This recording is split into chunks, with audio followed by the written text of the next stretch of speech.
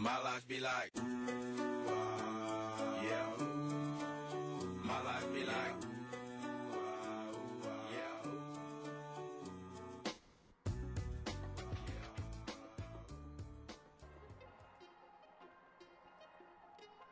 Hey guys, Pops Pelletin here, and we're back for more Heroic and Taurus. In this one, we're going to do the Felhounds. Now, I can't pronounce these guys correct, but we got Fire Dog on Circle, orange, and we got Shadow Dog on Diamond, purple, respective colors. Like Faoshang and Shrashrong and Blong Blong. Anyways, so the gear that I'm going to wear for this one, the thing that I change up, instead I use Soul of the High Lord because it's a high magic damage output fight as well as high physical melee. So Heathcliff's Immortality, yeah, it's okay for flat 4%, but really I'm going for the block and Spell Reflect-esque type damage. You can see here it's a pretty good 50-50 split in terms of the melee and Smoldering debuff, since I tank Fahrog or whatever. I tank the Fire Dog, but it's pretty much the same split on the other side when you tank the Shadow Dog. Now people say to put your tank that can have Fear Ward on the Fire Dog because everybody's going to be on the Shadow Dog, but I'm going to explain why we didn't, or why we don't have a tank like that, I guess. I don't know. So, potential for this one, high healing, and we shine as paladins on this one because we've got that magic debuff on us ticking the entire time. So, Hand of the Protector, running Sauron's Resolve is really good for this fight for survivability. You can see Smoldering debuff is on me 88% of the time for this fight, so it's pretty much on me the entire time, so I'm healing constantly because I'm taking damage constantly. Shield of the Righteous uptake for this one was 69.39, almost at near perfect 70%.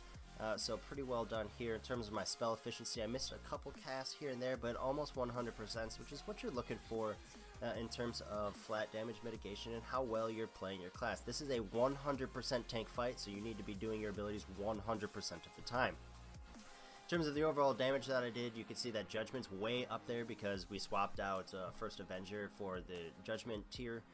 And then just overall damage taken versus damage done versus healing done, you can see everything's way, way, way up there. Things I could do a little bit better is do my buffed Shield of the Righteous standing in Consecration. You can see I drop a Consecration just off of where I wanted to tank, and so a couple of those are going to come off base and I'm going to miss a few of my casts.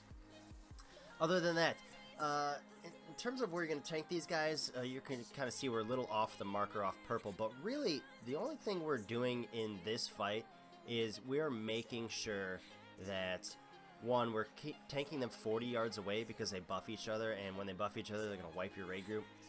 And we're going to face them away from the raid group. Now, you're going to notice my specific group is doing something kind of unique. We're doing this ping-pong strategy. Alright, and I split melee even on both sides. Some strategies say, hey, put all of your melee onto the Shadow Dog and all of your range on the Fire Dog. We're going to split it up. So, when we have... I've got 3 melee on both bosses. Right, 3 melee on both bosses, and range are going to ping-pong in between this yellow and green marker whenever they get Siphon. And the reason why they're ping-ponging is because when they get Siphon and Molten Touch at the same time, well, everybody needs to be stacked up to get rid of the Siphon debuff, but we need to also avoid the Molten Touch. So they're going to move from green to yellow and yellow to green, all nice and together. Now, this other thing that's going to come on here, Weight of Darkness. Now, this is that fear mechanic that needs to be soaked. If it's not soaked, you're going to be feared for 20 seconds, which sucks. So what you need to make sure, definitely have to do, is have a split in terms of your melee behind the bosses, because all they have to do is step forward, or you saw me, I stepped through the boss onto my melee in order to drop my fear debuff. And the same thing happened to my other tank on the Shadow. So that's why we're evenly split for this one here. The other thing that you saw go out was that nice little yellow or that orange line that appeared in me. Anybody who's standing in that's going to get hit by massive fire damage, and yes, it can, as you saw, go on the tank. So really, for us, all we have to do is point it backwards, which we're already going to be doing that. But you notice it got cast on me when the fear was there also, so you just really have to make sure that you get it back behind you so you're not clipping anybody else.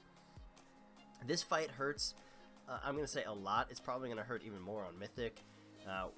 So it was good to test out survivability in terms of how I was able to manage the entire thing, and you can see here 5 times throughout the fight I procced Faith's Armor, and I had pretty much the near quote-unquote perfect Shield of the Righteous uptime outside of running Crab, which is not an actual spec class base. So it's super difficult to actually mitigate a lot of this damage. Now, could I have popped Ardent Defender more frequently? Yep, you could see I actually used the Reliquary of the Damned a couple times in this fight just to try to make sure to get all the way through this. You can use Blessing of the Spell Warnings to get rid of that Siphon debuff, though you are considered a soaker in it, but it will not get rid of that fear. So that's a major thing that you need to be aware of. Now, Divine Shield will get rid of that fear, and we did pull this twice, and once was because I didn't get help with my fear, so it actually wiped us. I think on this pull, I used my Divine Shield at the last second because I kind of got one of those oopsies moments where Melee kind of ran away from me on accident. The other things that you're really going to have to deal with and contend with in this fight, you can get Molten Touch, which does hurt, but as you saw at the beginning of the fight, I actually stood in my first one, and on this one I moved out to avoid it. And the other thing that really blows, and this is the only thing that makes me hate this fight, is that stupid purple orb, because the closer it gets to you, the stronger the pull. And as a tank, you're fighting and you're trying to sidestep instead of backpedal or complete like turn boss. It just blows because you're always like doing this weird sideways step, and then you're getting absolutely hammered, or you're trying to speed burst out of it, and it's just it's a pain in the rear end. All right, for Siphon, you actually can help Siphon or soak Siphon even when you don't have it, which you shouldn't have it as a tank. Just as long as Smoldering's not going to go out, because that's an AoE frontal, or it's a frontal cone that hits everybody in front of it. That's why you point the boss the other way, but you can help soak those and get everybody out of them as well. That's just a lot of boss rotation that doesn't necessarily need to happen, but if you see that, hey, this guy might be in trouble, go ahead and do that. It's a quick fight. It's an easy fight as long as you have them separated and you've got your groups all good to go. I mean, you can pretty much down it. It should be on your first attempt unless you kind of go, oops, I forgot that I need to have my fear soaked, which is what happened to us on the first pull. It was like, oh no, feared, okay, reset. And then we came in and finished it. But other than that, I wish you guys all the best. Good luck on your loot, and I'll catch you on the next videos. Have a good one.